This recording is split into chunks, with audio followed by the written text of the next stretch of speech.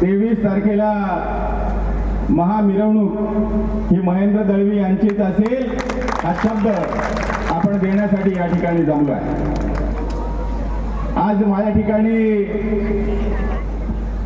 या व्यासपीठासमोर माता भगिनी आहेत आणि वेगवेगळ्या पद्धतीने ज्यावेळेस सोशल मीडियाच्या माध्यमातून ज्याला स्वप्न पडतात की मी उद्या आमदार होणार आहे त्याची भाषा ऐकली जाते, त्यावेळेस माझ्या माता भगिनी नक्की त्याला उभं करतील काय, हा सुद्धा प्रश्न मला आजच्या माता भगिनींना या ठिकाणी विचारायचा आहे. राजाभाऊ, आपण एक गोष्ट खरी बोललात की 10 महिन्यापूर्वी काही निवडणुका ग्रामपंचायतीच्या लागल्या आणि ग्रामपंचायतीच्या निवडणुकांमध्ये आम्हाला माहिती होतं की आपण सगळ्यांनी एकत्रितपणाने लढलं पाहिजे. एकत्रितपणाने लढलो तर भारतीय जनता पार्टी एक पाऊल पुढे जाईल. ज्या ठिकाणी कधी सरपंच निवडून आला नाही त्या ठिकाणी भारतीय जनता पार्टीचे सदस्य निवडून येतील. ज्या ठिकाणी काही सदस्य निवडून आले होते त्या ठिकाणी भारतीय जनता पार्टीचा कदाचित उपसरपंच होईल, सरपंच होईल. जर एकत्रितपणाने लढलो तर भारतीय जनता पार्टीची ताकद ही निश्चितपणाने वाढेल असा विश्वास माझ्यासारख्या कार्यकर्त्याला त्यावेळी वाटत होता. परंतु भारतीय जनता पार्टी स्वतंत्र लढली तर शेतकरी कामगार पक्षाला निश्चितपणाने मदत होईल हे माहीत असताना देखील एकटेपणाने स्वतंत्र निवडणुका लढवण्याचा निर्णय हा काल फॉर्म भरलेल्या नेत्याने घेतला आणि त्याच्यामुळे भारतीय जनता पार्टी जी होती ती सुद्धा बॅकफुटला गेली. दांडेकर साहेब, आपण आज व्यासपीठावर आहात, उदयजी आपण आहात. यापूर्वी काय भारतीय जनता पार्टीने निवडणुका लढवल्या नाही काय? भारतीय जनता पार्टीने निवडणुका लढवल्या, भारतीय जनता पार्टीने यश मिळवलं, भारतीय जनता पार्टीचे सरपंच होऊन गेले. परंतु भारतीय जनता पार्टीने असा उद्दामपणा आणि असा गर्व कधी दाखवला नाही. भारतीय जनता पार्टीचा एक संस्कार आहे, भारतीय जनता पार्टीची एक विचारधारा आहे. त्या विचारधारेला, भारत मातेला त्या ठिकाणी विश्वगुरु बनवण्याची संकल्पना आहे.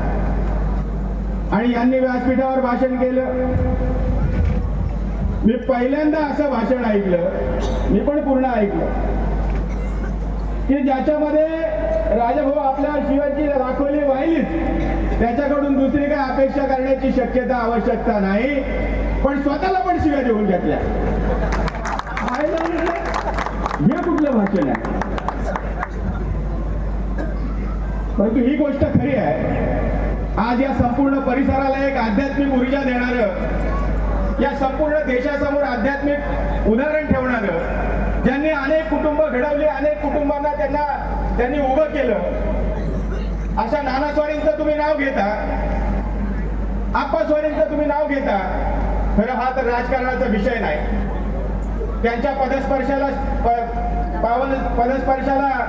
स्पर्श करून त्या ठिकाणी नतमस्तक झाल्यानंतर जी ऊर्जा आमच्यासारख्या कार्यकर्त्यांना मिळते, आणि तुम्ही त्यांचं नाव घेता आणि त्याच ठिकाणी त्याच भाषणामध्ये 5 मिनिटांनी तुम्ही शिव्यांची लाखोली वाहता. तुम्ही काय सन्मान करणार अशा पवित्र स्मृतींचा?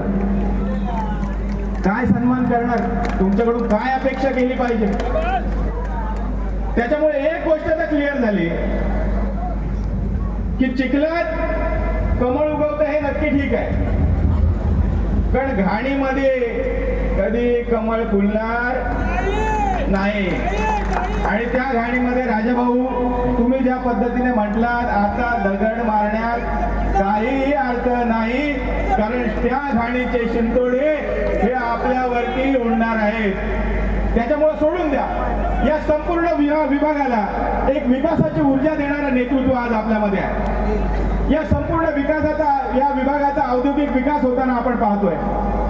या विभागामध्ये आलेली BHEL सारखी कंपनी ओव्हरटेक केल्यानंतर या ठिकाणी वाढलेलं औद्योगिकरण असेल, प्रत्यक्ष अप्रत्यक्षरित्या उभा राहिलेला रोजगार असेल, माझ्या माता भगिनींच्या आयुष्यामध्ये, उद्याच्या भविष्यामध्ये ज्यावेळेस या विभागामध्ये रोजगाराची संधी निर्माण होईल, त्यावेळेस जीवनमान हे सुधारण्याच्या दृष्टीने महेंद्र शेठ आपण जे प्रयत्न केले त्या प्रयत्नांना प्रतिसाद देण्यासाठी ही मंडळी आलेली आहे.